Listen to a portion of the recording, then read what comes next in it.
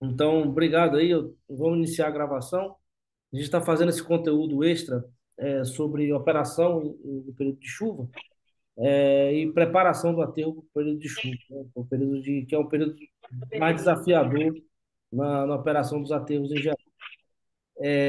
E aí a gente vem para uma questão que a gente trabalha muito nas implantações, né? A gente defende que a gente não deve, na maioria das vezes, atacar uma situação que tenha passivos, ao mesmo tempo que a gente vai tentar empreender um trabalho de organização da área, com cobertura, com tudo ao mesmo tempo, porque isso vai acabar onerando a operação.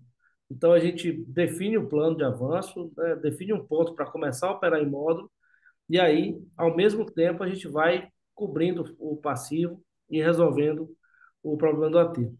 Mas tem momentos em que a gente está, e que essa fragilidade de passivo de cobertura pode nos causar problemas graves aí de estabilidade, situações operacionais bem críticas.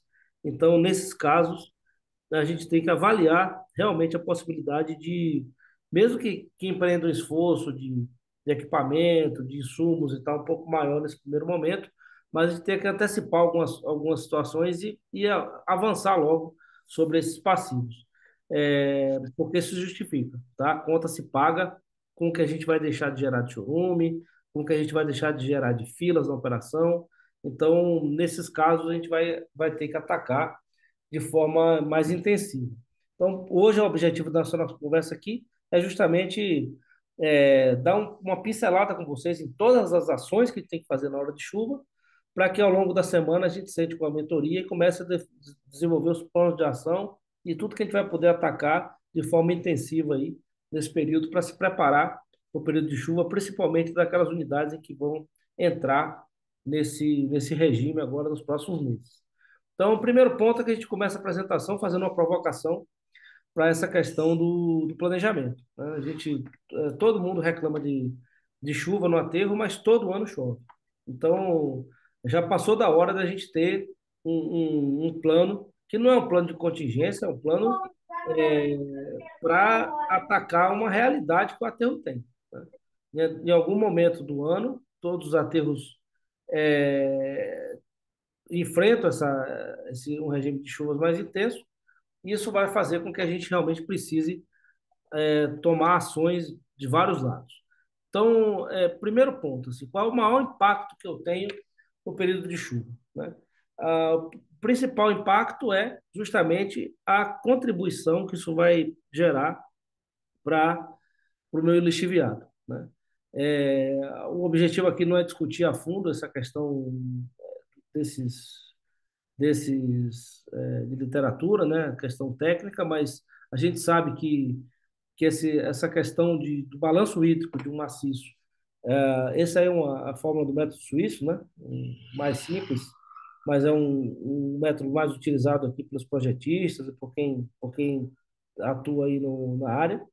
E a gente sabe que você vai ter aí uma relação entre o volume de água, né, o volume de líquido que é gerado pela própria decomposição da matéria orgânica, né? Então, existe uma quantidade de água presente no resíduo, né? Então, nós temos uma parcela de orgânico aí bem elevada no resíduo brasileiro. E aí você tem essa conta do que entra de água pela chuva, né? Pelo processo de infiltração da água, né? Daquela parcela de contribuição que tem sobre a área do maciço. E aí é muito importante a gente entender que tem projetos que você tem contribuição de fora do maciço, inclusive. A gente já acompanhou operações aqui, principalmente operações em meia encosta, que a gente tem que ter um cuidado muito grande, porque nem sempre você trabalha aqui em bolo de noiva, né? Às vezes esse aterro está encostado em uma determinada região, e aí a gente tem a contribuição de uma área muito maior do que o maciço de lixo, né? E isso acaba trazendo problemas aí enormes para a operação. Então a gente tem que entender qual é o sistema de operação que a gente tem, se o nosso aterro ele tem contribuições externas. Isso não acontece só em aterro de meia encosta, isso acontece também em aterros na base do aterro aqui eu não tenho uma proteção, né, um dique de proteção que faça com que a água que vem, que corre por fora do aterro aqui, passe, né, ao largo do aterro e não acabe indo para dentro da minha área de contribuição. Então, voltando aqui à conta, eu vou ter a contribuição de chuva, a água que já é gerada no resíduo, e do outro lado, né, fazendo a contraposição aqui dessa conta, a gente vai ter a parte dessa água vai ser absorvida pelo resíduo, parte dela vai evaporar e parte dela vai ser retida, vai ser gerada, né, como vazão de chorume, né? Então, a gente sabe que nessa conta toda tem algumas coisas que a gente pode controlar, né? E a gente sempre se preocupa com isso, né? Dessa conta toda, o que é que eu vou controlar? Eu consigo negociar com as bactérias para reduzir a geração de água no processo de decomposição do resíduo? Não está no meu controle. Consigo negociar com São Pedro, né, para chover mais, chover menos? Também não está no minha esfera de controle. O que é que está na minha esfera de controle? Reduzir a absorção de água pelo processo de lixiviação, né, reduzindo parcela exposta, cuidando para que. Como é que eu faço isso? Só com cobertura? Não, só com cobertura não. É com cobertura e drenagem pluvial. Garantir que essa água seja gerenciada de forma adequada no maciço. Que ela saia de maneira rápida, mas não rápido o suficiente para destruir minha drenagem, né, para carrear finos, para danificar as minhas estruturas de drenagem do aterro. Ou seja, tem que ter todo um trabalho de gerenciamento dessa água para que essa água seja tirada do maciço, gerando o mínimo de impacto no meu solo de cobertura. Então, esse é o principal ponto e a gente vai começar a atacar justamente nele. Quando eu falo de geração de vazão e etc., a primeira coisa que a gente se preocupa é com o quê? Indicador. Eu preciso primeiro, antes de mais nada, antes de qualquer outra coisa, entender. No meu aterro, eu meço o chorume, eu meço vazão de chorume. Pode parecer uma pergunta elementar, né? Mas tem aterros em que esse número não é controlado, não se mede vazão de chorume, né? Ou não se mede adequadamente a vazão de chorume. Então a gente tem que entender e tem que tocar esse primeiro processo. Essa medição é feita de que maneira? Desde, desde um balde, né, graduado, que consiga medir, marcar o tempo, etc., para fazer o cálculo da vazão, até a possibilidade de você ter uma calha baixa com medição, com medidor ultrassônico. é, o importante é medir, né? Tá? Mas eu vou pedir para entregar. Primeiro ponto é garantir que a medição de chorume esteja acontecendo e seja eficiente. Ah, eu preciso necessariamente ter um medidor ultrassônico e tal? Não, a gente recomenda pelo menos a calha-pasta. É mais seguro, é uma medição menos trabalhosa, né? Se puder ter o medidor ultrassônico e tiver uma instalação adequada, tranquilo. A gente sabe que o medidor ultrassônico ele é extremamente seguro, mas a gente tem alguns cuidados que precisam ser tomados. Por exemplo, a lâmina d'água, né, a lâmina de chorume, ela não pode ser grande demais. O chorume ele tem muito sólido de suspensão, então tem que ter um controle de impurezas que passem ali pela calha, né, provocando erros de leitura. Então tem uma série de cuidados aí que a gente tem que tomar. Isso tem que ser muito bem orientado no momento de instalar. Se eu tiver a calha baixa com a réguazinha, e aí 3 vezes por dia, 4 vezes por dia, for lá conferir a vazão e anotar e lançar isso numa planilha, já vai me atender de forma bem, bem interessante. E no limite, eu não tenho nada disso na operação, beleza, eu vou medir com balde mesmo, até ter condição melhor para fazer melhor ainda. Tá certo? O que eu não posso fazer é deixar de medir, porque esse indicador é fundamental para o controle do meu processo, né? Então, primeira coisa, indicador. Outro indicador que eu preciso ter é a medição da chuva, né? Quanto choveu? Então, aí a gente tem também pluviômetros, pluviógrafos, estação meteorológica, tem aplicativos hoje que fornecem o pluviógrafo. É mais interessante o pluviógrafo? Com certeza, porque além de ter a informação da chuva, eu sei que horas choveu, né? Eu consigo fazer um desenho muito mais detalhado dessa informação. Mas, no limite, qual é o indicador que eu não posso deixar de ter? Quantos milímetros choveram na operação?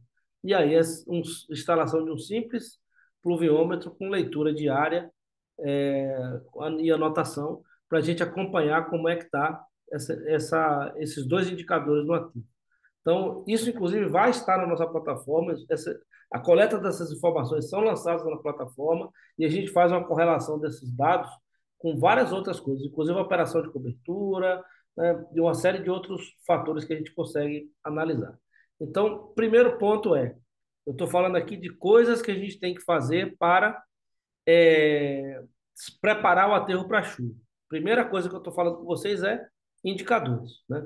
Preciso saber como é que está meu indicador de vazão, como é que está meu indicador de pluviometria, né? Então, por quê? Porque esse é o ponto que vai fazer com que a gente tenha alterações indesejadas, né? Se eu deixo muita área exposta, se eu deixo essa pluviometria ser absorvida pelo aterro de forma inadequada, eu vou aumentar a geração de chorume, que é um item de tratamento extremamente caro, né? Tem operações que a gente tem tratamento de chorume que às vezes supera o valor da tarifa, né? Eu conheço operações, vocês devem conhecer também, que você gasta mais para tratar o chorume do que você cobra do seu cliente na balança. Então a gente realmente não pode. E do mesmo jeito, né, da mesma forma, eu já teve acesso a operações em que você gerava 50% do que entrava de lixo, gerava de chorume, né? Que esse é um indicador de controle justamente da nossa qualidade de cobertura. Então, imagina, essa operação que vocês estão vendo na foto, e a gente obviamente não identifica de onde é, mas só para vocês terem noção, quando a gente começou o trabalho aí, tinha 11.500 metros quadrados de área exposta. E aí esse aterro ele estava justamente recebendo uma determinada quantidade de chorume e tratando de lixo e tratando 50% disso gerava como chorume lá na saída. É, Isso aí é um número que inviabiliza a operação do aterro, né? O custo do chorume é muito elevado e a gente acaba tendo que atacar essas coisas. Então, num caso como esse, não tem o que se falar, eu vou esperar gerar economia e com a economia a gente vai cobrindo, vai matando os passivos. Isso aí tem que ser feito de imediato. Tem que fazer um trabalho de imediato. Significa o que fazer esse trabalho de imediato? Via aí cobrir de solo? Não, não dá, né? Eu não vou poder perder todo esse airspace. Então, a gente tem que fazer um plano de operação, lógico, cada realidade vai exigir um plano diferente.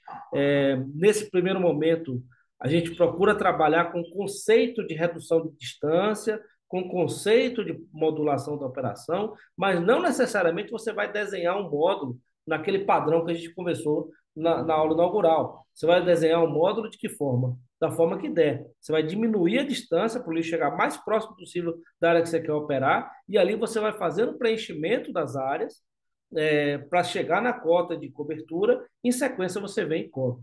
Então, qual é a ideia? A ideia é fazer um pátio, né, que permita chegar o mais próximo possível, e aí você, com o trator, um pátio que fica numa posição que você consiga, com a distância mais ou menos controlada, atacar toda a área aqui, e aí você vem fazer a conformação do maciço e, na sequência, fazer a cobertura dele. Isso aqui é um outro exemplo de uma realidade também muito parecida, né? Um aterro com várias frentes expostas e tal, e a ideia é atacar por partes e ir fazendo a cobertura e preenchimento das áreas até conseguir fechar o aterro. Mais um exemplo aí que a gente vai mostrar justamente de um problemão grande aí de cobertura, né? Um aterro com muita frente exposta. Então, qual foi a ideia? Primeira coisa, essa parte aqui já está mais fácil de finalizar, já está mais próximo. Então, regulariza aqui, vê quanto é que cabe de lixo nesse canto e já faz o primeiro trabalho. Cobriu até aqui, vamos implantar um acesso aqui, ó, chegar lá na ponta, fazer um módulozinho, fazer esse canto aqui, meio que no anfiteatro, erguendo a corda. E aqui é coisa de semanas, tá? Uma semana ataca aqui, fecha, depois vem para cá para cima, começa a operar do módulo aqui no cantinho, vai levando, enquanto isso vai trazendo a cobertura, né? E aí conformando toda a área e tal, até você conseguir chegar no desenho. Olha aí a ideia que eu falei para vocês, tá vendo? Chegar como é que eu vou fazer com o trator para correr todo esse ponto com o trator de esteira para preencher esse canto aqui, que é o canto que a gente definiu para preencher? É complicado, não dá. Então a gente abre um ramal para chegar o mais próximo possível com o caminhão, deixa a fila aqui fora, vem com o caminhão aqui, descarrega no coisa, daqui para frente, módulo operacional, distância curtinha, até essa área chegar e a gente preencher essa linha. Depois, um ramal já praticamente no meio, né, entre o módulo um e o 2 aqui. Então, depois a gente vem trabalhando a outra linha até conseguir realmente fechar o aterro e vir fazendo a cobertura dele na cota certa. E aí, com isso, a gente consegue atacar, né, isso aqui é atacar todo o passivo de cobertura, isso aqui é a foto que eu mostrei antes para vocês, e conseguir fazer essa transformação de padrão aqui. Então, nesse caso, fechou a área e aí começou a trabalhar aí sim, módulo operacional, distância controlada e sempre com cobertura, com controle de camada, gerenciando a água aqui em cima, fazendo dique para evitar que essa água desça pelo talude de forma indiscriminada e acabe é, fazendo ravina, né? Fazendo erosão aqui no meu talude. E aí acabou. A partir daqui a operação já está no outro patamar, numa outra realidade.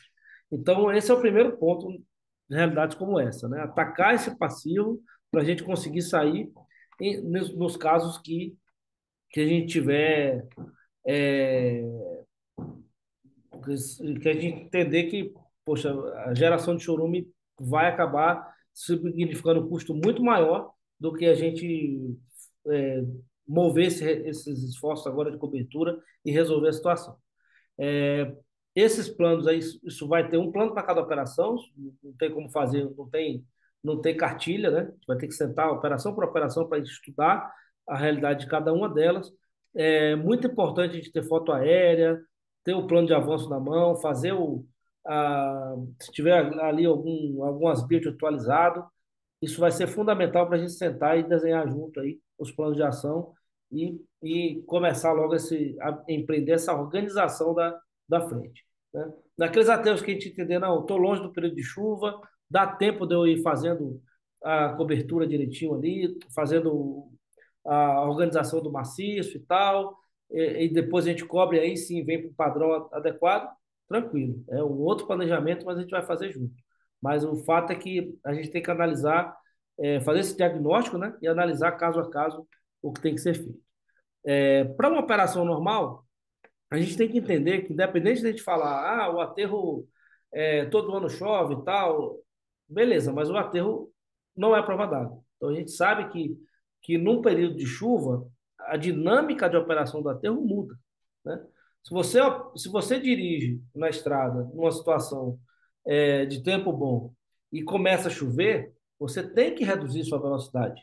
Você tem que ter mais cuidados. E a mesma coisa na operação do aterro. A gente tem que entender que meu tempo de retenção de equipamento dentro do aterro no período de chuva ele vai reduzir, né? Ele vai aumentar, né? Vou reduzir, vou gastar mais tempo para fazer uma operação de descarregamento. Então, a gente tem que entender que em alguns momentos de chuva torrencial e etc., eu vou ter que parar a minha operação. Então, isso é natural, né? A gente não quer dizer que quando você faz uma organização do aterro para chuva e você tem uma operação adequada, uma operação de alto padrão e alta produtividade, você pode dirigir na mesma velocidade na chuva e no sol. Não é esse o caso, né? Então, coisas que a gente pode esperar, em alguns casos, é isso: é fila no descarte, situações de ter que realmente puxar caminhões, ter que fazer algum tipo de operação de desatolar equipamentos, tudo isso. Mas a gente vai tentar ao máximo se planejar para mitigar esse tipo de situação e quando ela acontecer, sair dela o mais rápido possível, né? Então, esse é um primeiro ponto que a gente vai trazer aqui. Outra coisa que a gente vai entender é que nós vamos ter uma sobrecarga maior sobre os ativos, da, não só nossos, né, que operam o aterro, mas ativos dos nossos clientes, seja o cliente interno ou externo, que são os caminhões que trafegam no aterro. Então, a gente tem que ter um cuidado maior sobre isso, né? É, essas são as dores normalmente dos aterros, a gente tem que ter esse cuidado muito, muito forte. Então, na hora de.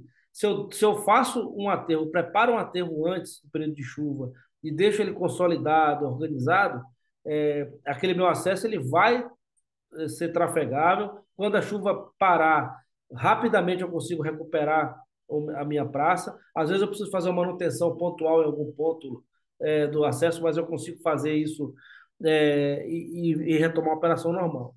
Se eu deixo para resolver na época da chuva, ou seja, começou a chover, o acesso danificou, eu vou lá e encho de rachão, coloco pedra para tentar resolver a situação depois do problema criado, eu só vou criar mais problemas, né? O pneu que estoura, normalmente entra pedra entre os pneus de trás e aí o caminhão acaba rasgando o pneu, a gente tem uma perda de pneu elevada no período de chuva. Então, esses são cuidados que a gente tem que tomar para evitar essa situação.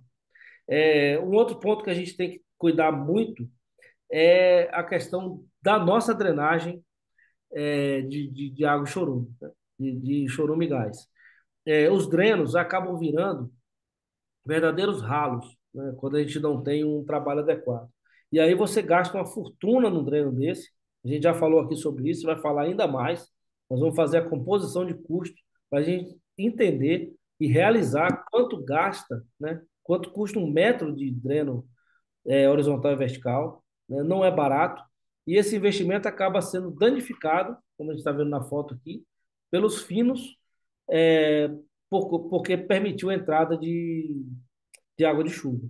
Então, existe um cuidado maior que a gente vai mostrar para vocês aí nessa drenagem, que é fundamental para a gente não só não gerar chorume e excesso para o aterro e comatar nossa drenagem, né? O efeito é nocivo em duas maneiras diferentes. Uma maneira é o aumento do meu custo de lixiviado e o outro é a verdadeira perda, às vezes, de sessões inteiras de drenagem. E uma outra coisa que sofre muito nas chuvas são os equipamentos, né? A sobrecarga que a gente tem nos equipamentos é realmente elevadíssima e a gente tem acentua demais o desgaste do material rodante. Se a gente, quem acompanha a operação e mede o material rodante de forma sistemática, né, como a gente recomenda que seja feito, percebe isso, né? Entrou o período de chuva, o desgaste aumenta de forma muito acentuada. Então, alguns cuidados vão ajudar a gente a manejar melhor isso. E outra coisa, eu estou próximo de entrar no período de chuva, né? Então, eu vou falar isso um pouco mais na frente, mas só vou antecipar para vocês. Vale a pena dar uma verificada no material rodante e fazer algumas ações pré-chuva. Eu vou antecipar a troca de alguns componentes, tudo bem, não vou jogar dinheiro fora, né? Eu estou com a garra de sapata baixa, vou garrear a sapata, né? Aquela garra ali daria mais 500 horas, mas eu vou antecipar o garreamento da sapata porque eu estou em período de chuva. Fiz bem ou fiz mal? Fez muito bem. Quando você antecipa o garreamento de sapato em 500 horas, você está perdendo, sei lá, 500 horas de um item que custa muito pouco perto da economia que o garreamento vai lhe trazer. Economia de quê? Aumentou o garreamento da sapata, você vai aumentar a tração da máquina, evita que a máquina patine. Sem patinar, você diminui o consumo de combustível. Você aumentando a tração, você diminui o consumo de combustível. Você diminui o desgaste dos componentes mecânicos. Quando a máquina começa a patinar e dar tranco, você pode danificar um comando final, você vai danificar material rodante. Quando a máquina patina também, você tem uma incidência muito grande de quebra de corrente. Então, tudo isso você vai evitar aumentando a tração do seu equipamento, ou seja, trocando, reformando seu pneu, né? Aumentando a garra da sapata. Vale muito a pena antecipar o garreamento. Outra coisa que vale a pena você verificar, segmento da roda motriz. Quando eu antecipo a troca do segmento, eu melhoro a conexão, né, do segmento com as buchas, aumentando assim, melhorando assim a tração do equipamento e evitando que o segmento gere folga, e folga aumenta o desgaste, né? Para vocês entenderem, a movimentação de um equipamento, ela é feita pelo encontro de ferro com ferro. E quanto menor é a distância dos componentes, essa pancada vai ser menor. Quanto maior a distância dos componentes, a pancada vai ser maior. Então, se eu tenho um segmento muito folgado, se eu tenho esteira muito folgada, eu preciso antecipar isso. Já chegou no ponto de regulagem, às vezes eu preciso antecipar a troca de algum componente para entrar no período de chuva com isso organizado.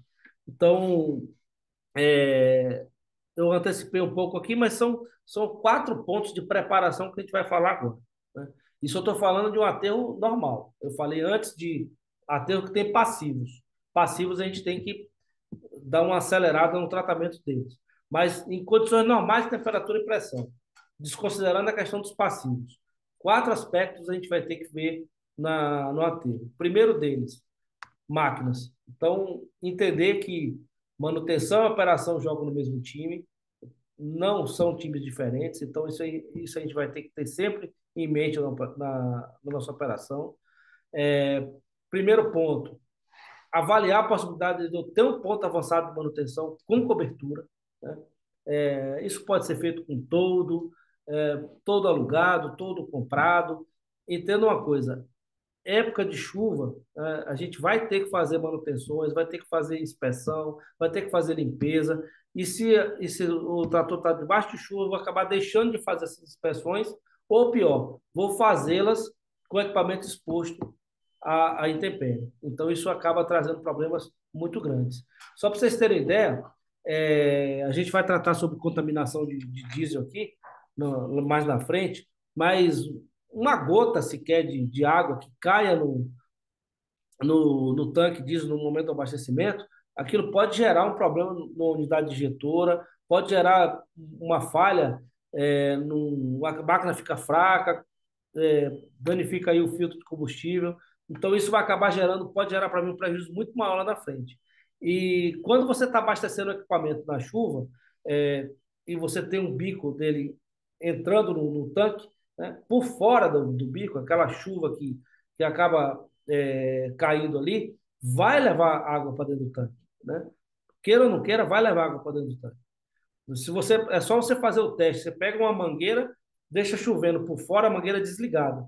Você vai ver que a mangueira vai acabar carregando aquela água ali e vai formar um filetezinho de água na ponta dela. Então, esse cuidado no momento do abastecimento é fundamental. Então, eu tenho como abastecer o equipamento em área coberta, a melhor coisa que eu faço. Isso pode ser feito com um toldo que tenha pelo menos 4 metros, 4 metros e meio de altura. É interessante a gente ter cortina nas laterais, porque às vezes tem aquela chuva de açoite, né?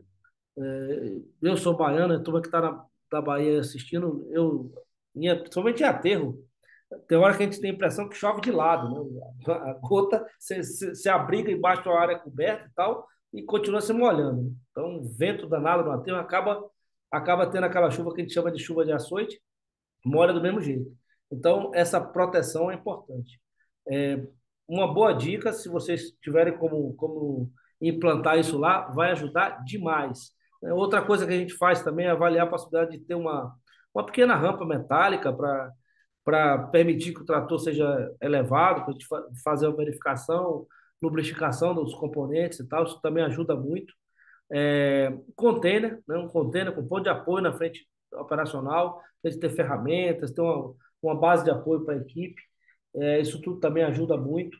Uma coisa que a gente usa é bomba com tanque desse tipo, tanque submarino, não tanque fechado, para fazer com que para ter água para a gente fazer limpeza, lavagem dos equipamentos. Período de chuva também é um período que a gente tem que estar sempre lavando a máquina, né? Então, essa é uma coisa que é importante a gente ter lá.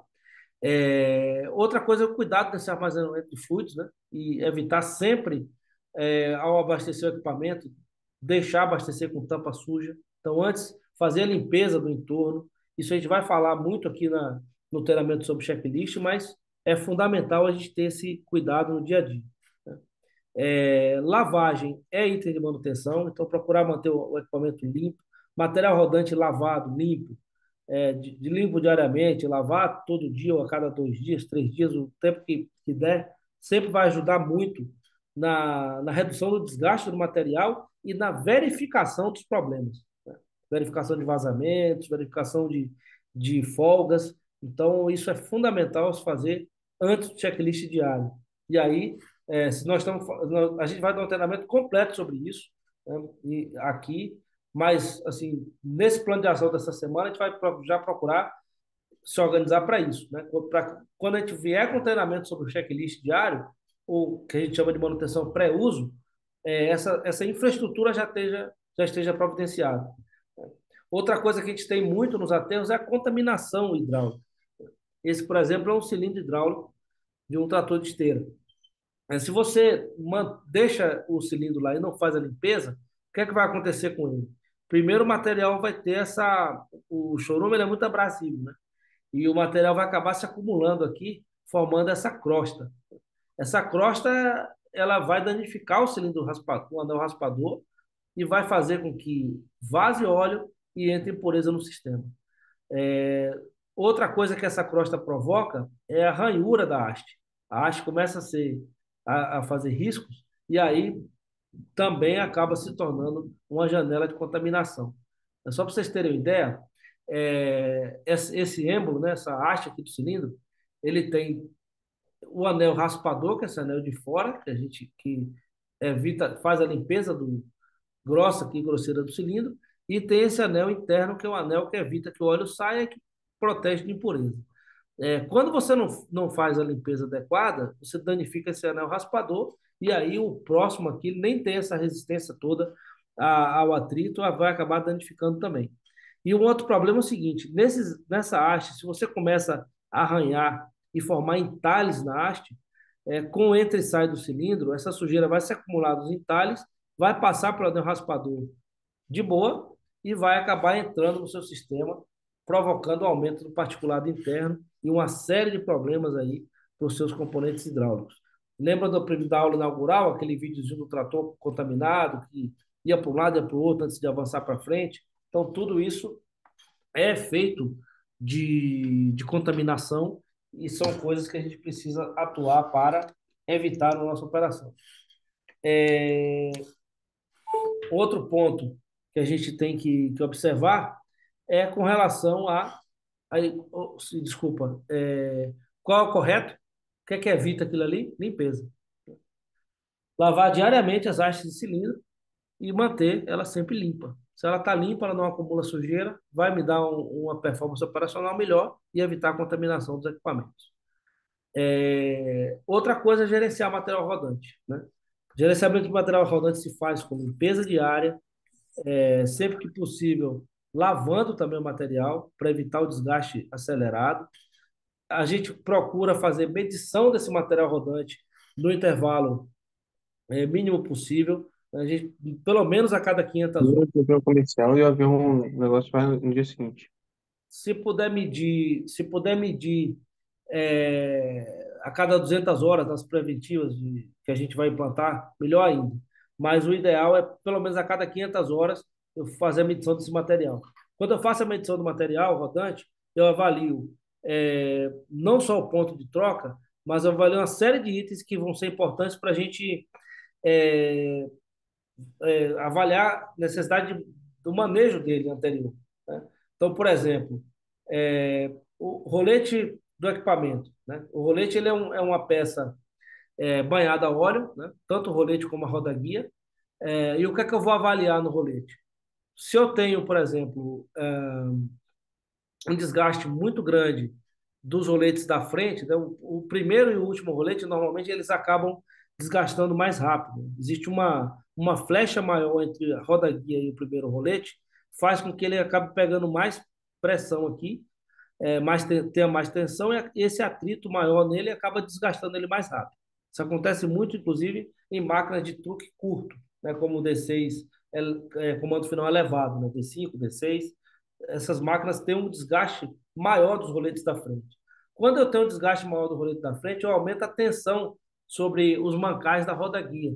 E aí é muito comum esse mancal não aguentar estourar na frente de serviço. Então, para evitar isso, eu tenho que fazer o rodízio dos roletes. Faço a medição, se eu perceber que existe um desgaste acentuado do rolete, dos roletes das extremidades, eu troco ele de lugar. Normalmente aqui é simples, duplo, simples, né? Simples é o rolete que tem um flange só, e o duplo é o rolete que tem dois flanges, um aqui e um aqui, né? Esse aqui de dentro. Então eu faço a troca do rolete do primeiro pelo terceiro e com isso mantenho ele nivelado. Isso vai aumentar a vida útil do rolete e vai fazer com que a máquina tenha mais sustentação, mais pontos de contato aqui, né? E com isso diminui a sobrecarga em cima da roda guia. Então, essa é a importância da gente manter a medição do material adequado. No checklist, o que é que eu vou verificar também? Vou verificar se tem algum rolete vazando. Porque esse rolete aqui pega 700 ml, é 1 litro de óleo. Se vazar, o que é que vai acontecer aqui? Ele vai aquecer, né, e eu vou perder esse mancal. Esse mancal é a parte mais cara do rolete. Quebrou, perdeu o mancal, eu vou ter que trocar o rolete inteiro, né? Custa 2.500, R$ 3.000 um rolete desse. Então, e às vezes eu perco o rolete por conta justamente dessa, dessa parte interna dele, né? Então, eu vou evitando que haja esse vazamento, eu vou manter meu rolete em dia. Como é que eu sei que tem vazamento no rolete? Pelo calor. A gente orienta a compra de um pirômetro, né? Aquele termômetrozinho a laser. E aí, terminou de fazer a limpeza na máquina, passa o pirômetro dos roletes e vê. Se tiver algum aquecido, é porque perdeu a vedação interna. Isso nas rodaguias é importante fazer também. Roda-guia de um D61 hoje custa R$ 27.000. Então, e realmente deixa o trator inoperante, né? E normalmente ela também quebra na frente de serviço para tirar o trator do lugar, é um sacrifício. Às vezes tem que fazer o serviço lá mesmo. Então a manutenção da roda guia é fundamental e a gente precisa avaliar se o interno da roda guia está adequado. Como é que eu vejo isso? Se tem vazamento ou não? Pela temperatura, que vai ser feito no checklist. Além disso, eu preciso fazer a inspeção visual também para avaliar como está o alinhamento desses roletes. Esse é um rolete superior de um trator. O que é que está acontecendo aqui? Por conta de sujeira, né? O lixo se acumula aqui entre a máquina e o material rodante, acaba jogando o material rodante para fora e ele acaba viciando aqui, comendo o rolete no ponto errado. O que é que está acontecendo aqui? Esse rolete ele vai desgastar muito mais rápido. Você vê que ele é um rolete superior, né? O flange dele é duplo. Olha o que aconteceu. Ele comeu daqui para frente e aqui, ó, o flange já está quase todo desgastado. Olha a espessura desse flange e a do flange de dentro, flange interno. Então, esse rolete aqui já está condenado. Por quê? Porque agora ele vai jogar a esteira mais para fora ainda. E aí, além de se desgastar mais rápido, eu vou ter a tendência de descarrilar a máquina. Então, pode acontecer o descarrilhamento do material rodante, exatamente provocado pelo desgaste anormal do rolete. E desgaste anormal do rolete que foi provocado pelo quê? Sujeira, né? Então, limpeza é item de manutenção. Fazer a limpeza do material rodante diária, em algumas operações até mais de uma vez por dia, vai fazer com que eu tenha confiabilidade e aumento da vida útil dos meus insumos. O material rodante para o trator de esteira hoje custa uma faixa de 170, R$ 200.000, completo, original. Então, não é um insumo que a gente possa esquecer e não deixar de considerar.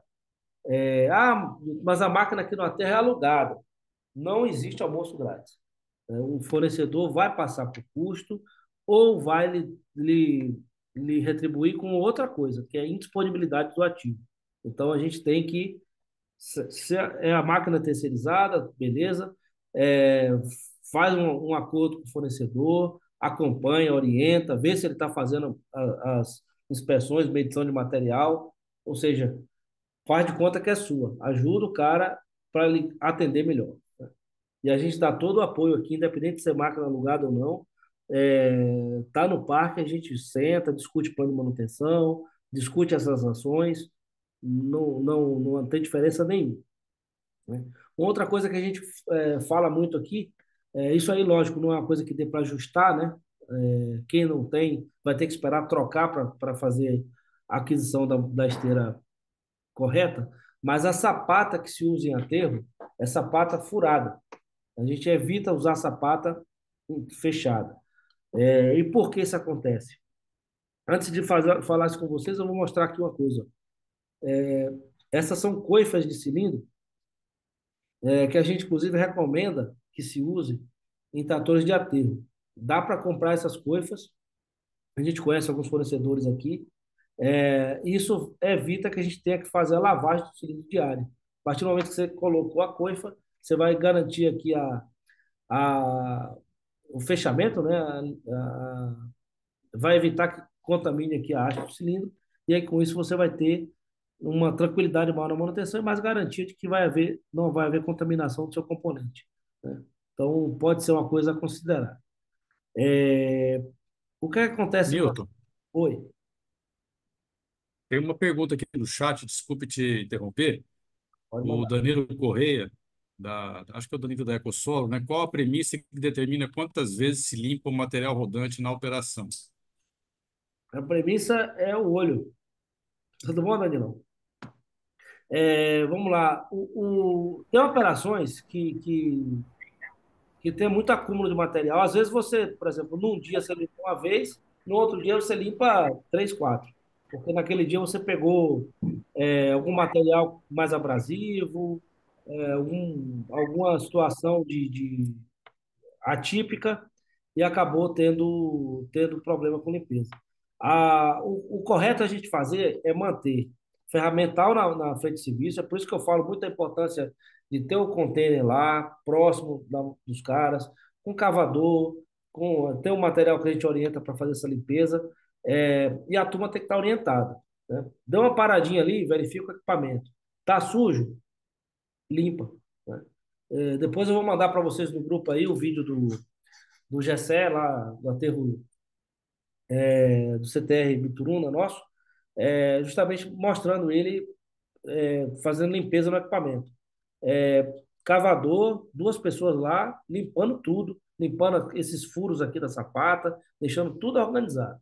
Então, o trator parou, vai lá e dá uma limpada. O pessoal frente operacional já cuida disso aí.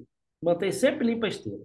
Quanto mais limpa você mantiver a esteira, evitando que ela se acumule, desalinhe a esteira, aumente muito a tensão interna da esteira, melhor você vai fazer na sua vida útil.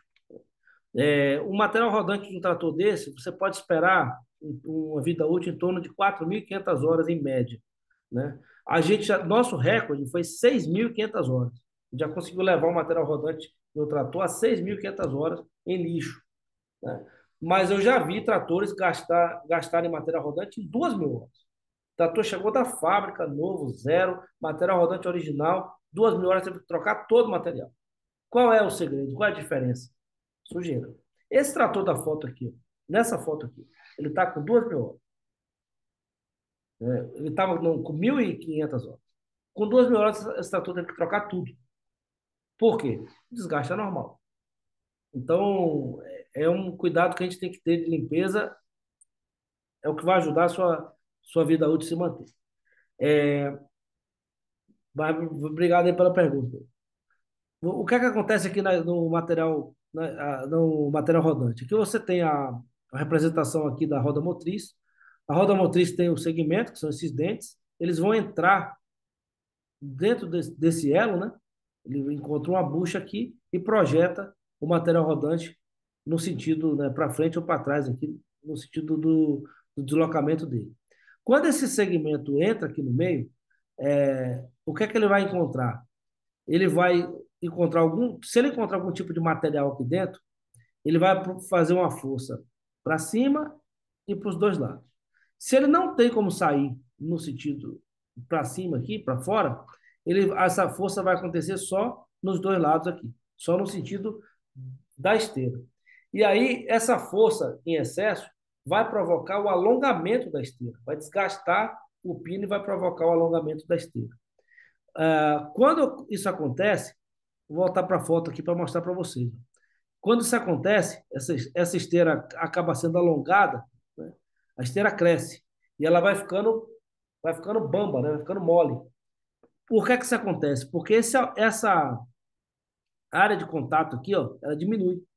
Então, quanto mais a esteira crescer, pelo desgaste da bucha, provocado principalmente por corrente suja, essa distância vai aumentar, aumentar, aumentar, até ficar uma parede aqui de contato muito pequena. Essa parede de contato muito pequena vai fazer o quê? Vai provocar uma tensão maior nesse elo, né? Que ele não é preparado para isso, né? Para ficar, ele precisa dessa área de contato aqui para ter resistência, e vai acabar provocando a ruptura dele. Então acontece muito isso. Às vezes o material rodante ainda com bastante material para desgaste, mas ele não está mais servindo porque ele não está garantido. O elo está quebrando, a corrente está quebrando na frente de serviço. Então, para evitar isso, eu tenho que trabalhar o quê? Com o meu material sempre limpo e acompanhando esse passo entre eles. Esse é um dos pontos que faz com que a gente tenha um desgaste acelerado na corrente de trator de lixo. Né?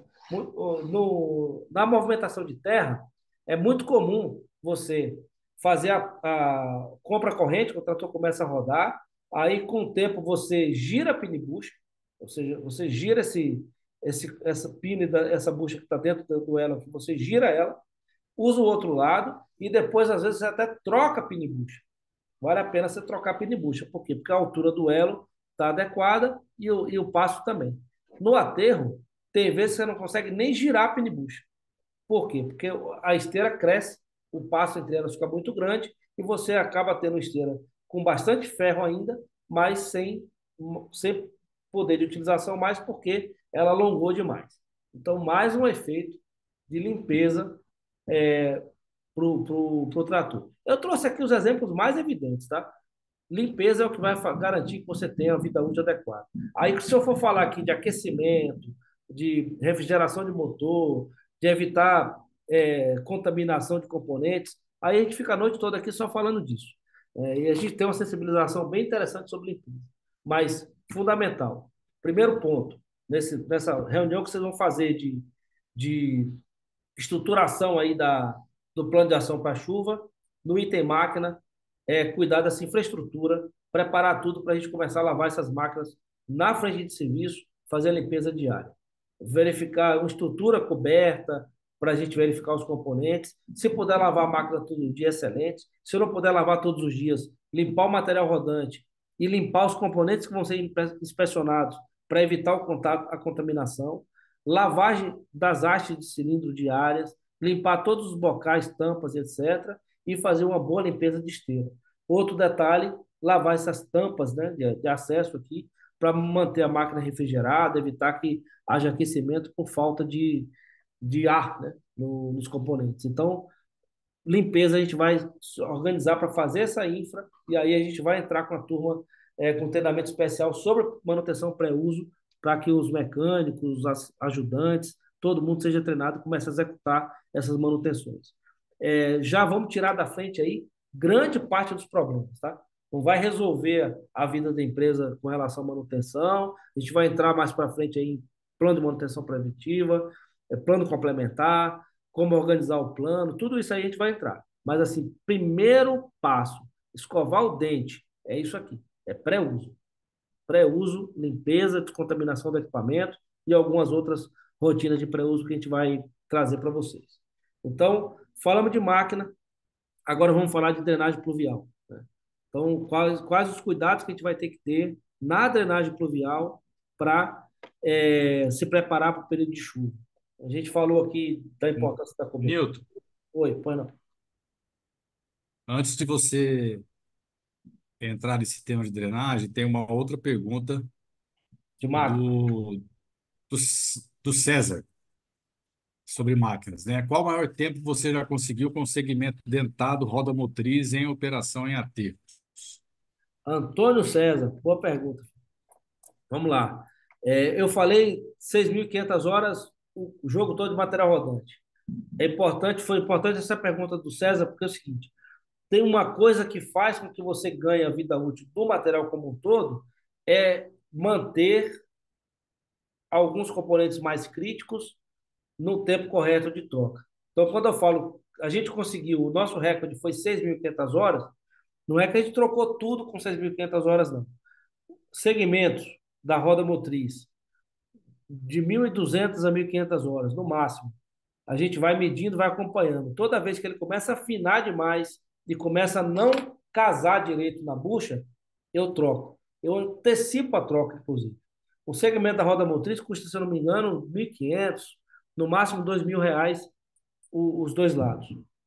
E ele me dá uma sobrevida tão grande no material que vale a pena eu trocar ele mais cedo. Então, eu nem espero ele ficar afiado para trocar. Não está casando direito, ou seja, tem uma medida, né, que a gente faz, depois, na hora de discutir o plano, a gente vai passar para vocês. Mas vai acompanhando, acompanhando, acompanhando, e quando ele tiver com a medida já mais fina, eu antecipo a troca do segmento. Então, sua pergunta, César, em torno de 1.200 horas.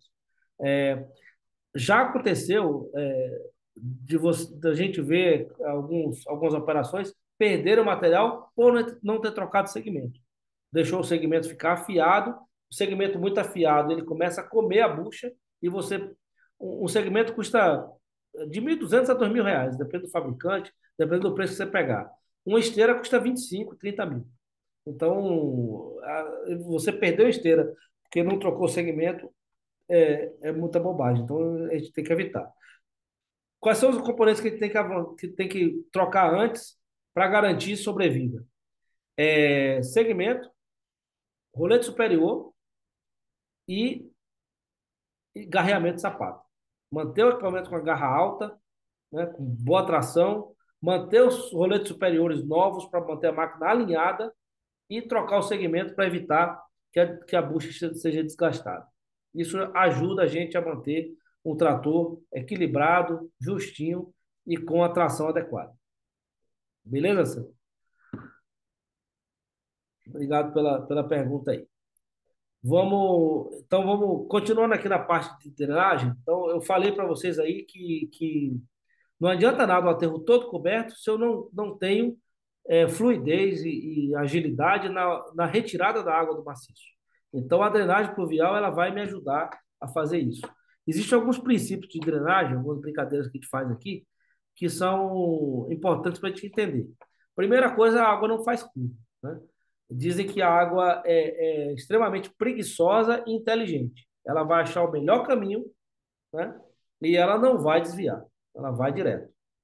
Então, a drenagem ela tem que observar isso, né? Você tem que ter todos os cuidados para que você tenha um sistema de drenagem eficiente. Aí existem várias discussões. Tem gente que concorda comigo, tem gente que não concorda comigo. Eu gosto de tirar proveito da realidade do aterro. Lógico que quando você faz um aterro, quando você projeta um aterro, você vai desenhar e vai dizer, bom, a água vai descer por aqui, vai descer por aqui, essa aqui eu vou ter uma drenagem, eu vou jogar água desse platô para cá, tudo certo. Só que existe um recalque, existe uma série de situações que às vezes alteram esse seu projeto inicial e a realidade, quando você chega lá na operação, é que a água resolve ir por outro caminho, né? E aí, o que é que vai acontecer? Você vai ficar brigando com a água? Eu vou fazer uma movimentação de terra para adequar o platô para a água ir para o lugar que eu queria que ela fosse? Eu não tenho isso, não. Em períodos de chuva, às vezes a gente tem a chuva professora, né, que a gente chama, aquela chuvinha que dá um pouco antes do regime de chuva, aquele aviso, né? Choveu, aí para um pouco, e aí depois você tem um tempo para vir a chuva de verdade. Depois da professora, sempre a gente entra olhando as erosões que ela fez e sempre gerenciando. Olha, teve uma erosão aqui, eu preciso consertar essa erosão. Por que é que eu não já ponho uma drenagem provisória aqui? Comanta. Ao invés de consertar, colocar com solo e tentar levar a água para onde eu queria, né? Lógico que eu não vou sair fazendo a cada erosão, mas eu vou gerenciando e concentrando. Olha, essas erosões aqui eu vou trazer para cá, faço uma descida a mais aqui. Quando você olha as fotos dos aterros que a gente trabalha, normalmente você vê, às vezes, uma drenagem perto da outra, né? Não é o projeto, foi a professora que falou, não, ela quer descer por aqui. Não dá tempo de sair organizando tudo, então a gente já vai, faz uma descida provisória, e vai organizando e vai aperfeiçoando o nosso planejamento. Então, esse é um primeiro ponto. Outra coisa é que a gente tem que se preocupar sempre com a coerência, né? Que é outro princípio básico de drenagem. É, é muito comum, a gente tem quando a gente fala no nosso treinamento sobre drenagem, vocês vão ver isso. A gente pega vários exemplos aqui, onde, por exemplo, você pega uma descida d'água enorme, aí, na travessia você coloca um cano pequenininho, né? lógico que vai dar problema aquilo ali. Então, a drenagem ela tem que ir aumentando a vazão à medida que o aterro você vai descendo, né? Então você começa lá em cima com a vazão menor, com drenagens menores, com seções menores, e isso vai aumentando com o tempo. Você começou com uma calha de 40 lá no primeiro platô. Você não vai fazer uma calha de 40 na base. Então, isso é princípio básico de drenagem, você encontra em todos os projetos, mas como na hora de executar a obra, normalmente a turma acaba indo fazendo muita coisa de orelhada, então às vezes esquece isso. Então, esse é o principal ponto aí. Trabalhar bem essa questão das descidas hidráulicas. Hoje, lógico, existem soluções definitivas, né, que a gente faz em taludes que são taludes finais, etc. Vale a pena você investir em descidas mais robustas, com gabião e etc. Mas a gente trabalha muito hoje com o conceito da descida provisória, né? E pode ser feito até com manta mesmo. Uma outra solução bacana, depois eu vou mostrar para vocês aqui, mas lembrando que a gente sempre tem que seguir projeto, né? Sobretudo nessas faixas definitivas, as faixas externas do aterro. Então, sempre seguindo o projeto, vendo como o projetista detalhou, onde é calha, onde não tem. Normalmente você tem uma calha de acesso onde a drenagem joga para dentro e outra que joga para fora, né? Então, você a cada 2 taludes tem um com canaleta. Então, vamos seguir direitinho e vamos fazer o nosso trabalho. Esse é um negócio bem bacana que vem substituir aí o gabião com muita vantagem, né? São as geocélulas. É uma aplicação extremamente fácil. À medida que o tempo foi passando, isso foi barateando bastante. Então, hoje é uma solução bem interessante também economicamente. Ela dá um acabamento legal, ela quebra um pouco a força da água, né? Porque tem esse efeito da pedra. Então, é um insumo que tem ajudado muito aí na questão das drenagens, até das descidas d'água permanentes. Outra coisa que a gente bate muito aqui é o coroamento dos drenos verticais, né?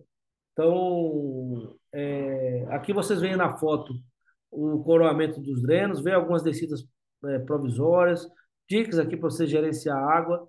Esse aqui é a preocupação, gente, evitar a, a formação de ravinas aqui no talude, mas ir gerenciando a água de acordo com, é, com a necessidade, né? E evitando planos muito grandes para justamente evitar essa,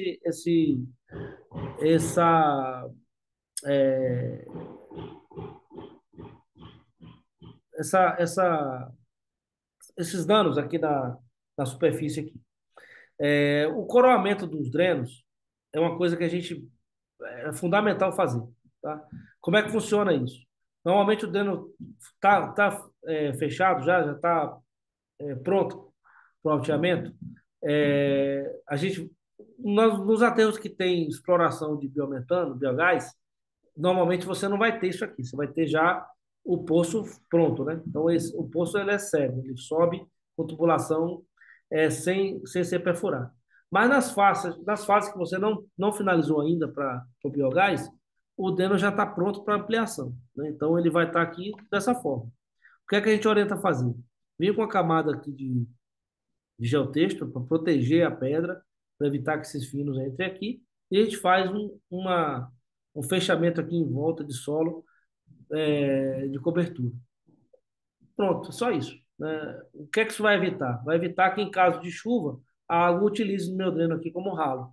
E quando isso acontece, você tem não só a geração do chorume em excesso, como você tem também a provável comatação desse dreno pelos finos que vão entrar aqui nessa pedra.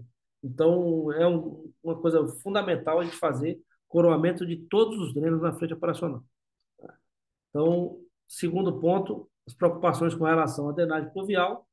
Terceiro ponto que a gente trouxe aí, que a gente abordou, é a questão dos acessos de praça de trabalho, que esse é outro ponto fundamental. A gente já tem que começar a fazer o meu plano de avanço, prever onde vão ser os módulos, onde vão ser os pontos de preenchimento e fazer o acesso até esse ponto e a praça de trabalho, né?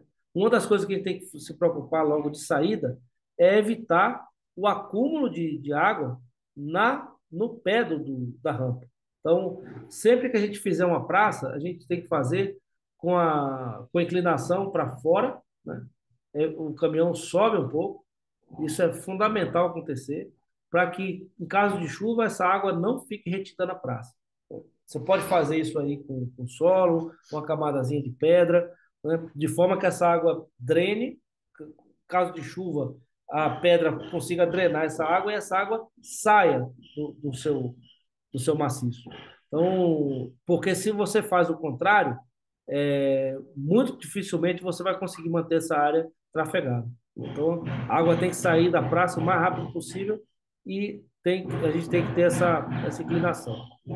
Uma outra coisa que a gente costuma defender muito é a gente definir como vai ser o perfil do nosso acesso.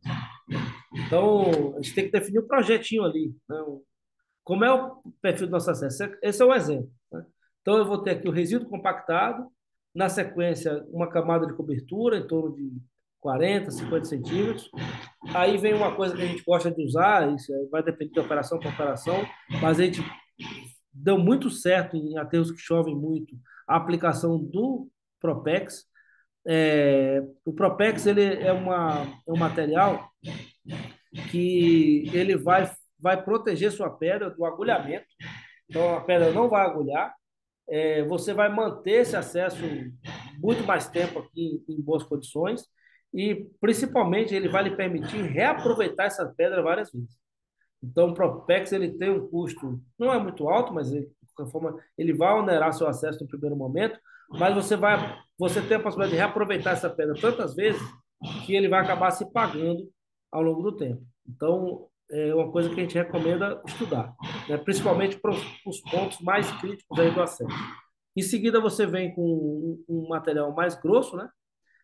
O rachão, e depois você finaliza com material mais fino, um BGS, uma brita mais fina.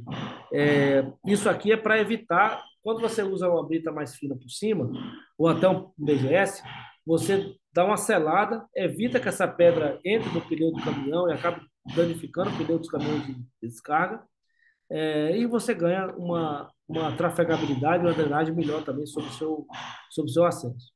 Então, aqui um exemplo de como a gente faz.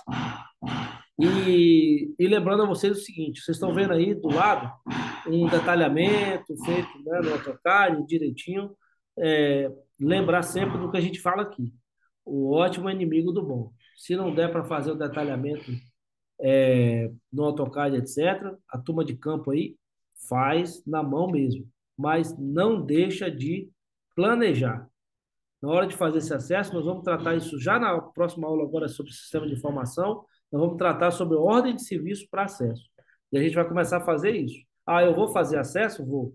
Quantos metros são? De onde até onde? Emite uma ordem de serviço, faz o croquisinho do perfil, entrega na mão do encarregado para ele acompanhar o que ele está fazendo.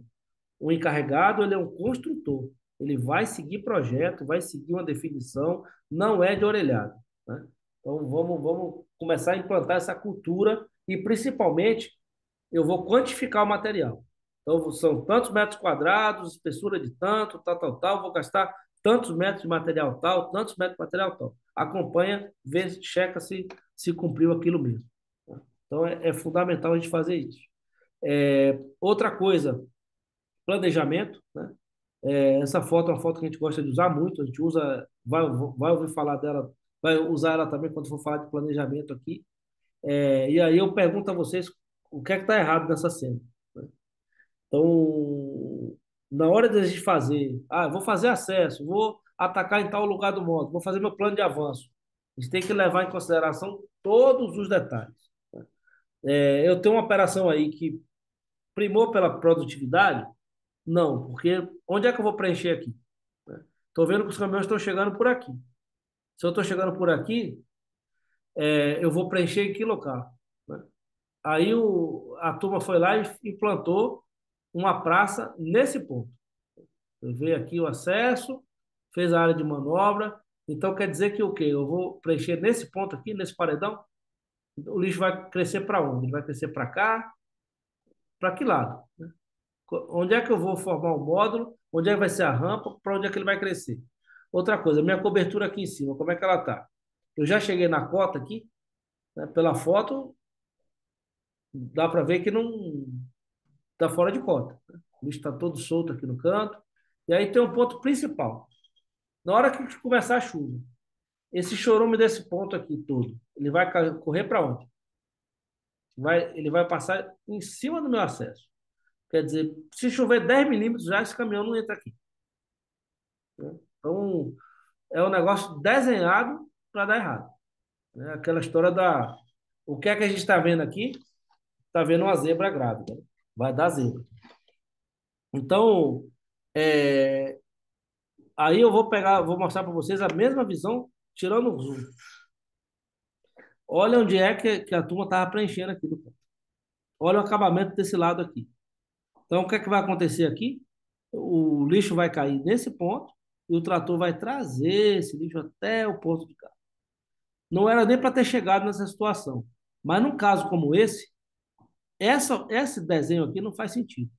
A situação já não estava boa e se gastou um dinheiro para fazer uma praça e, e um acesso completamente no meio do nada, sem nenhum critério aqui.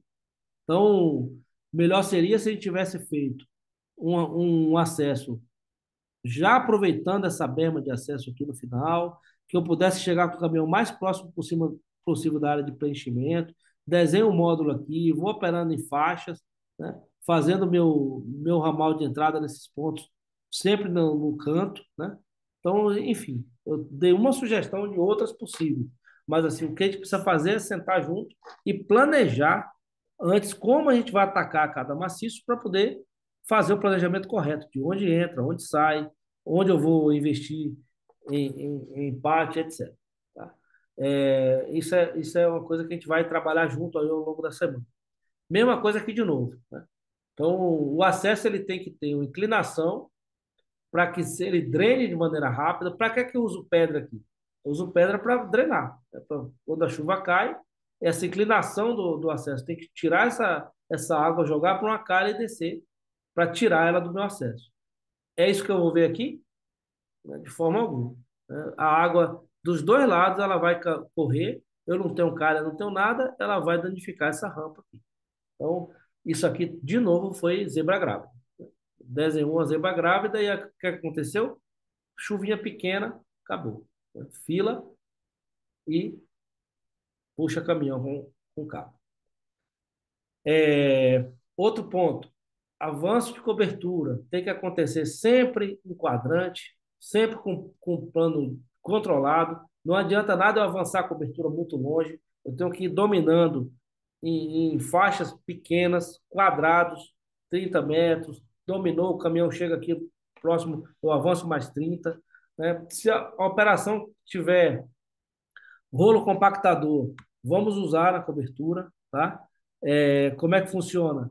A gente entra com a primeira camada, em torno de 20, 25 centímetros, bate o rolo nessa camada inteira, na sequência vem com a camada de regularização final, em torno de mais 25 centímetros, regulariza com o rolo e eu fico com a frente organizada. Normalmente a gente consegue operar praticamente o ano inteiro sem usar pedra aqui, se você fizer uma compactação adequada. Período de chuvas, quando necessário, a gente entra com um pouco de pedra para melhorar aí a drenagem, principalmente. Mas assim, o aterro ele tem que garantir a, a estabilidade aqui do maciço com lixo e o solo, né? A pedra é para facilitar a drenagem do maciço. Então, vamos trabalhar para a gente conseguir fazer isso. E aí a gente vem com pedra e finaliza aqui a situação. Então, conversamos aqui de máquina, drenagem pluvial, acesso e praça de trabalho. Esses três itens a gente vai fazer uma infra para organizar o que precisa, vai fazer os planos de atuação, plano de manutenção, plano de drenagem, todo o plano de avanço e de execução dessas praças e acesso, já tentar deixar isso pronto o mais rápido possível, não espera a chuva chegar para fazer, e aí vamos para o último ponto. Deixei pronto, tudo organizado, a chuva começou, aí agora capa de chuva e vamos para a obra. Né? Para fazer o quê? Fazer inspeção. Evitar danos inacabados aí, qualquer entrada de água que tiver, a gente vai lá e faz a manutenção dele, faz a organização, pontos de obstrução da drenagem, né? Então a gente vai verificar se tem algum ponto de obstrução, se tem alguma canaleta que não está funcionando. Essa manutenção durante o período de chuva é fundamental. A gente gosta de dizer que entrou o período de chuva, tem que chamar a turma, conversar. O pessoal de conservação passa o ano inteiro fazendo manutenção das calhas, deixando as calhas limpas, cuidando de grama, cuidando de roçagem. Beleza. Época de chuva não é para ficar debaixo da marquise olhando, não. Botar a capa de chuva e ir para campo, né? Acompanhar, ver como é que está funcionando. A gente pede para filmar as descidas d'água, ver se a calha tá tudo funcionando direitinho. Às vezes tem uma obstrução, o cara vai lá com uma picaretazinha, dá uma arrumada, gerencia uma água para sair rápido do aterro. É isso aí. É manutenção no período de chuva faz isso. É fiscal, né? Corre a obra toda. E a gente vai dar um treinamento para vocês também sobre isso, sobre essa manutenção em período de chuva e tal, a gente vai tratar. Então, executar a descida de água provisória, né? Prever a equipe de socorro durante e após as chuvas, aproveitar para verificar afloramentos e desvios logo no início, evitando danos maiores, e é o momento oportuno para registrar essas vazões, né? Para entender como é que está funcionando vazão de lixo, etc. Operação que trabalha à noite, é muito importante a gente se organizar com iluminação, né? Definir quais são os pontos de iluminação do aterro, como é que essa iluminação vai chegar lá. É fundamental a gente ter uma área bem iluminada, né? Não só no período de chuva, né, no geral, mas é sempre olhar nesse ponto, né? Isso aqui, por exemplo, é uma operação noturna, né? Você consegue fazer a organização da praça direitinho, planta uma boa iluminação, coloca as placas, né, de sinalização de pé e crista de talude, que nós vamos passar para vocês o modelo depois.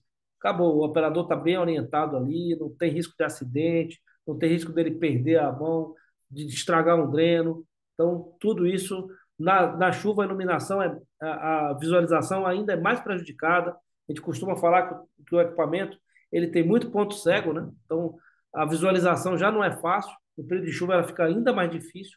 Então, isso acaba pedindo que a gente tenha uma frente de trabalho organizada, limpa e bem iluminada, com delimitação, toda sinalizada.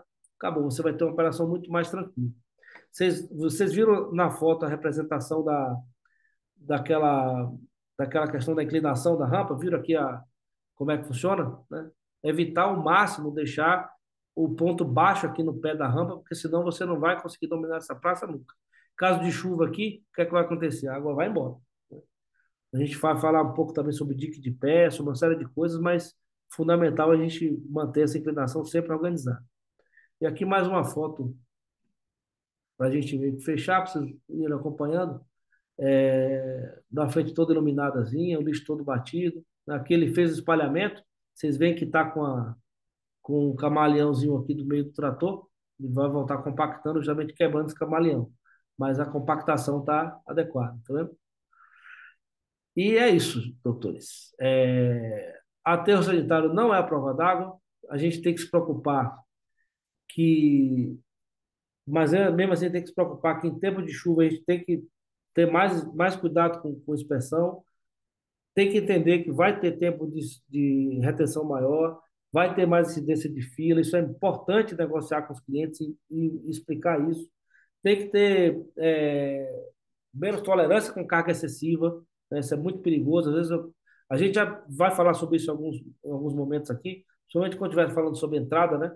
Sobre a parte de descarga, mas carga excessiva é um problema, e às vezes tem até um slide que eu gosto de mostrar, que é a ideia do poste mijando no cachorro, né? Às vezes o cara vem com excesso de peso, danifica todo o seu pátio, e aí reclama que está demorando a descarregar porque está com muita fila. Então, controle de cargas excessiva também é uma coisa importante para a gente fazer. E a gente tem que entender que em caso de chuva extrema, a gente tem que parar a operação. Isso é uma coisa que a gente gosta de orientar aqui. Em período, às vezes você tem picos de chuva no dia muito fortes e nesses momentos a gente para a operação uns 20 minutos, meia hora, espera a chuva normalizar um pouco para a gente ter condição de operar em segurança. A turma tem que ter essa liberdade, né? A turma de frente operacional, eles têm que ter essa liberdade. Então a gente tem que sempre se preocupar com esses fatores, né? Então, esse é o nosso bate-papo de hoje. Tem muito mais coisa aqui para falar sobre o tema. A gente vai voltar falando sobre chuva em vários momentos. Uma outra coisa que a gente vai falar com vocês aqui é sobre, quando a gente falar sobre cobertura, já nos próximos dias, a gente vai falar sobre estoque de material para chuva, né? Que é um ponto que, inclusive, eu gostaria de ter trazido para aqui, acabei não trazendo, mas é importante a gente selecionar na jazida alguns pontos para para ter o material já protegido para chuva. Deixa eu ver se eu consigo mostrar isso aqui para vocês rapidinho.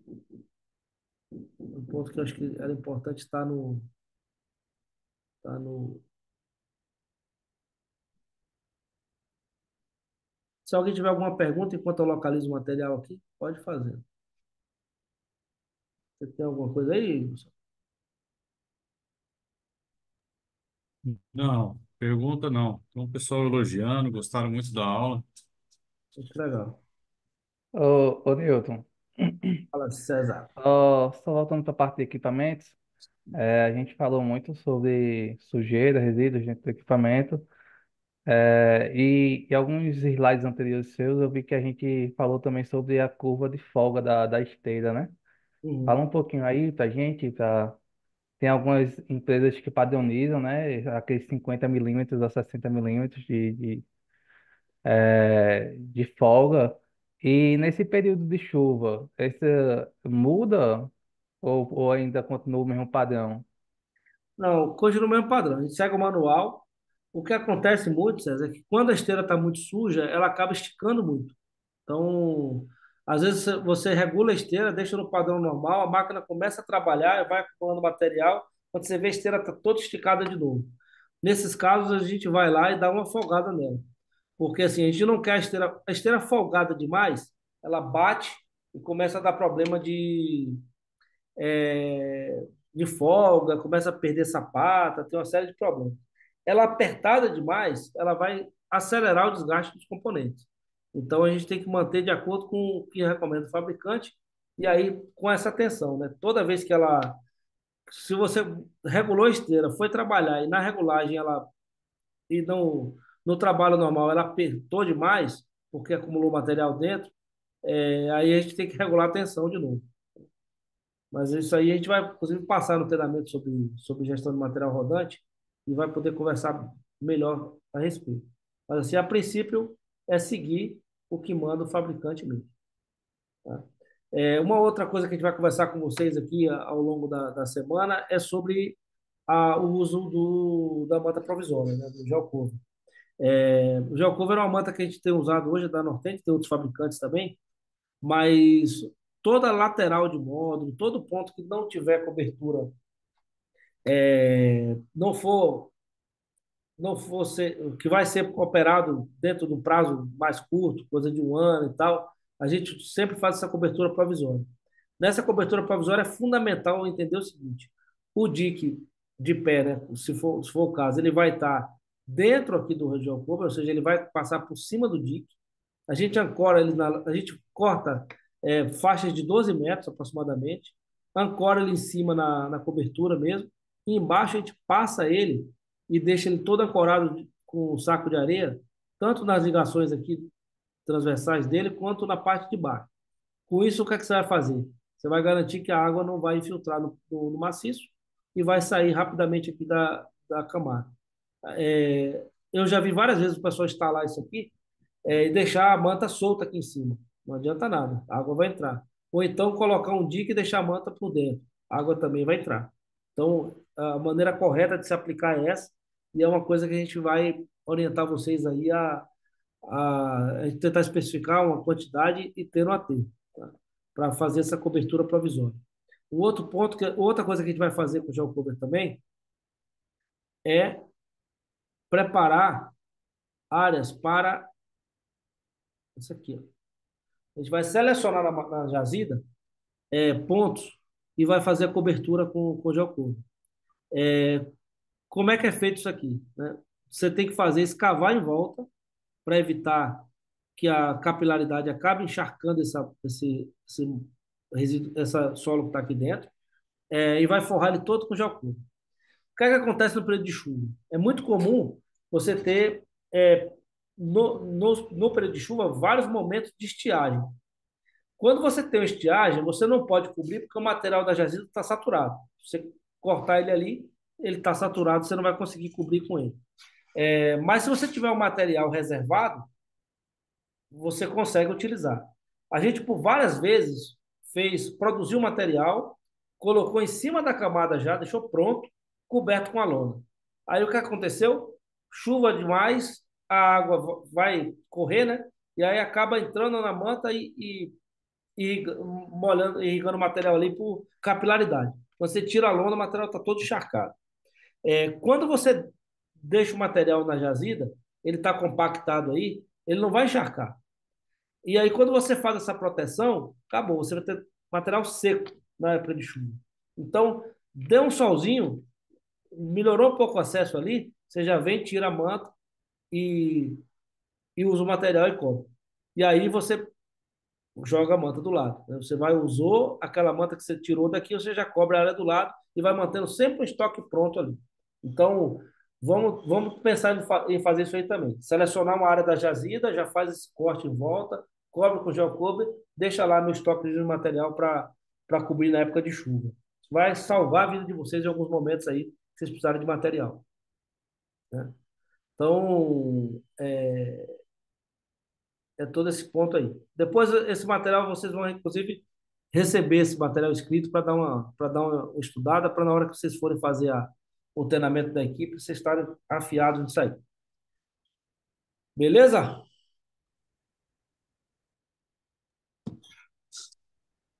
Show. Beleza pura. Esse material